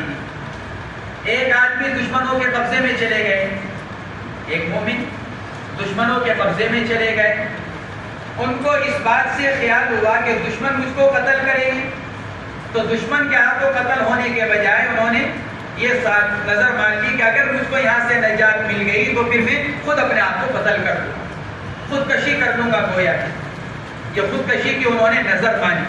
نظر ان ینحر نفسہ ان نجاہ اللہ من عدوہ، پھر اللہ نے نجات دے دی. یہ بھی تو مسئلہ معلوم کرنے کی ضرورت پیش آئی. نجات دے دی. فسئل ابن عباس، حضرت عبداللہ ابن عباس سے مسئلہ معلوم کیا گیا کہ حضرت ایسی نظر مان لی گئی ہے. فقال له سل مسروقا، عبداللہ ابن عباس نے خود جواب دینے کے بجائے فرمایا جاؤ حضرت مسروق سے مسئلہ معلوم کرو. حضرت مسروق بڑے عالم ہیں، تابعی ہیں، حضور پاک علیہ السلام کے زمانے میں پیدا ہو گئے تھے. حضرت مسروق زمانہ نبوت کی پیدائش ہے لیکن اللہ کے نبی علیہ السلام کو دیکھا نہیں، ان کو نہیں دیکھا، اس لیے تابعی ہیں. تابعین میں اونچا درجہ رکھتے ہیں. حضرات خلفاء اربعہ اور اما جان حضرت عائشہ کے خاص شاگرد ہیں حضرت مسروق رحمہ اللہ، اور حضرت عائشہ کے علم کے ناشر ہیں. مسروق بہت سی روایات حضرت مسروق کے واسطے سے اور حوالے سے ہیں. تو عبداللہ ابن عباس نے حضرت مسروق کے پاس بھیجا. یہ تو اس لیے بھیجا تاکہ یہ بھی پتہ چل جائے کہ حضرت عائشہ کے پاس اس بارے میں کیا علم ہے، کیونکہ عائشہ کے علم کا پتہ چل جائے گا مسروق کے حوالے سے. عبداللہ ابن عباس خود آگے فرما رہے ہیں کہ مجھ کو بھی یہ بات معلوم تھی. اردت ان افتیہ کہا کرتا، ارے بھائی یہ مسئلہ مجھے بھی معلوم تھا، میں چاہتا تو تم کو یہی فتویٰ دیتا. لیکن عبداللہ ابن عباس نے یہ چاہا ہوگا بھائی ذرا اما جان کے علم کا بھی پتہ چل جائے کہ ان کے پاس اس بارے میں کیا علم ہے اللہ کے نبی سے، اور اس کا پتہ چل جائے گا مصروف کے واسطے سے. اور دوسری وجہ یہ کہ حضرات صحابہ کرام ہمارے تمہاری طرح فتویٰ دینے میں جری نہیں تھے، بلکہ ان میں سے ہر ایک مسئلہ بتلانے سے بچتا تھا، اور وہ یوں چاہا کرتے تھے دوسرے جا کر دوسرے بتلا دیں تاکہ ہماری جان بچ جائے. کیونکہ مسئلہ بتلانا، فتویٰ دینا یہ ایک ذمہ داری ہے سائل کی جنت اور جہنم کی. جو سائل آ رہا ہے مسئلہ معلوم کرنے کے لیے کہ وہ مفتی کے فتوے پر عمل کرے گا تو اس کی جنت اور جہنم فتوے کے اوپر ہے. لہذا فتویٰ دینے والا مفتی اس کا ذمہ دار ہے. اس لیے میں نے بتایا کہ ایک مرتبہ جب ایک مجلس میں سود کے بارے میں بات چل رہی تھی، علامہ انور شاہ صاحب کشمیری رحمۃ اللہ علیہ وہاں پر موجود تھے اور بڑے بڑے لوگ اس کے اوپر بات کر رہے تھے. تو شاہ صاحب رحمۃ اللہ علیہ تھوڑی دیر کو خاموش رہے کہ کیا ارشاد فرمایا، بھئی جس کو جہنم میں جانا ہو سودی معاملہ کر کر وہ جہنم میں جائے. ہماری زبان سے کوئی جملہ کہلوا کر ہماری گردنوں کو جہنم کا پل نہ بنائے.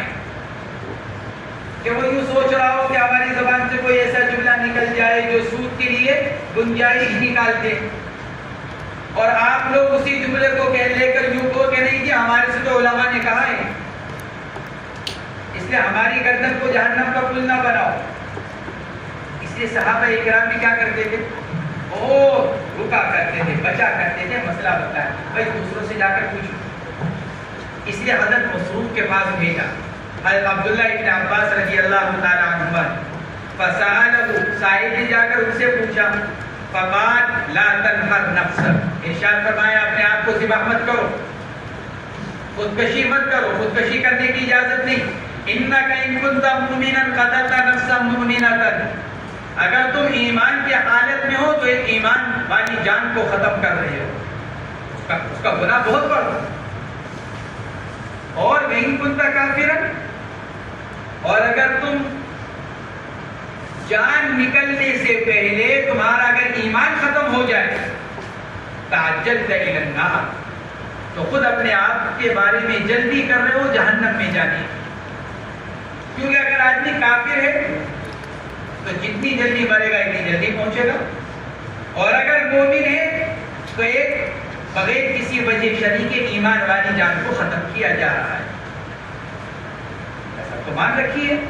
اس کے بارے میں ارشاد فرمایا وَاشْتَرِي كَبْشًا، ایک مینڈا خرید لو، بکری، کب مینڈا بھیڑ خرید لو، فَاذْبَحْهُ لِلْمَسَاكِينِ، اور اس کو فقراء کے لیے ذبح کر دو، یعنی اس کو خرید کر اس کو ذبح کر کر اس کا گوشت صدقہ کر دو. فَإِنَّ إِسْحَاقَ خَيْرٌ مِّنْهُ، اس لیے کہ حضرت اسحاق علیہ نبینا علیہ السلام تجھ سے بہتر تھے. وَخُذِيَ بِكَبْشٍ، اور ان کے والد ابراہیم علیہ السلام کو خواب میں ان کے ذبح کرنے کا حکم دیا گیا، اور پھر ان کے فدیے میں ایک مینڈا بھیجا گیا، اور ان کے فدیے میں ان کی طرف سے مینڈا ذبح کیا گیا. لہذا جب اسحاق کی طرف سے ایک مینڈا کافی ہو سکتا ہے تو وہ تو تمہارے سے بہتر تھے، تمہاری طرف سے بدر یہ ہونا کافی ہو جائے. یہ فرمایا. فَأُخْبِرَ ابْنُ عَبَّاسٍ، اس جواب کی خبر عبداللہ ابن عباس کو دی گئی کہ حضرت مسروق نے یہ جواب دیا. فَقَالَ هَكَذَا كُنْتُ أَرَدْتُ أَنْ أُفْتِيَ، فرمایا میں بھی یہی سوچ رہا تھا، میں بھی یہی ارادہ رکھتا تھا کہ میں تم کو یہی مسئلہ بتلا. یعنی گویا کہ عبداللہ ابن عباس نے ان کی تائید اور ان کی توصیف فرمائی. اب یہاں دو مسئلے ہیں. ایک مسئلہ تو یہ کہ اگر کوئی آدمی یہی نظر مان لے کہ اگر میرا فلاں کام ہو گیا تو اپنی جان اپنے ہاتھ سے ختم کر دوں گا، تو کیا حکم ہے؟ جمہور علماء تو یہ فرماتے ہیں یہ نظر اور یمین ہی منافق نہیں ہوتی، یہ نظر اور جو یمین منافق نہیں ہوتی. امام محمد رحمۃ اللہ علیہ سے نقل کیا گیا کہ یہ یمین منافق ہو جائے گی اور فدیے میں ایک بکری ذبح کرنی پڑے گی. صاحب در مختار علامہ حسکفی رحمۃ اللہ علیہ نے امام محمد کا مذہب نقل کیا کہ امام محمد کے نزدیک اگر آدمی اپنی جان دینے کی نظر مان لے تو اس کا فدیہ کیا ہے؟ ایک بکری مینا ذبح کرنا، جیسا کہ روایت کے اندر بیان کیا گیا۔ اور اگر آدمی اپنے اولاد کی ذبح کرنے کی نظر مان لے، ایک آدمی نے نظر مان لی کہ اللہ اگر میرا فلاں کام ہو گیا تو اپنی اولاد کو ذبح کر دوں گا، اپنے بچے کو، تو پھر جمہور علماء جب بھی اسی کے قائل ہیں کہ وہ نظر اور یمین منعقد نہیں ہوگی، لیکن اس میں امام ابو حنیفہ امام محمد کے ساتھ ہیں اولاد کے بارے میں، اور دلیل یہی بیان کرتے ہیں کہ اللہ نے حضرت ابراہیم علیہ السلام کو خواب میں حکم فرمایا بیٹے کی ذبح کرنے کا، اور پھر اس کے فدیے کے طور پر ایک مینڈھا لایا گیا اور وہ مینڈھا ذبح کیا گیا۔ امام ابو حنیفہ رحمۃ اللہ علیہ فرماتے ہیں چونکہ وہ سارا واقعہ خلاف قیاس ہے، لہذا وہ قیاس تک ہی اپنے مورد تک ہی منحصر رہے گا، اس کو آگے نہیں بڑھایا جائے۔ امام محمد تو قیاس کر رہے ہیں اور ساتھ ساتھ اس روایت کے اندر بھی بیان کیا جا رہا ہے، اس لیے وہ اس سے استدلال کرتے ہیں۔ تو یہ امام محمد کے مذہب کے مطابق ہوا، فرمایا بشتری کبشن فذبحوا للمساکین، اس سے امام محمد نے استدلال کیا۔ دوسرا مسئلہ یہاں پر یہ ہے کہ ذبیح حضرت اسحاق ہیں کہ حضرت اسماعیل ہیں؟ اس روایت کے اندر حضرت مسروق کہہ رہے ہیں فَإِنَّ إِسْحَاقَ خَيْرٌ مِّنْ وَفُدِيَ بِكَبْشٍ۔ عبداللہ ابن مسعود، عبداللہ ابن عباس، حضرت مسروق، حضرت مجاہد، یہ حضرات اسی کے قائل ہیں کہ ذبیح حضرت اسحاق ہیں۔ حضرت ابراہیم کے دو بیٹے ہیں مشہور، حضرت ابراہیم، حضرت اسحاق، حضرت اسماعیل۔ عبداللہ ابن مسعود، عبداللہ ابن عباس، مجاہد، مسروق کہتے ہیں کہ اسحاق ذبیح ہیں، ذبیح اللہ حضرت اسحاق ہیں، لیکن حضرات جمہور علماء یہ فرماتے ہیں کہ ذبیح اللہ حضرت اسماعیل ہیں۔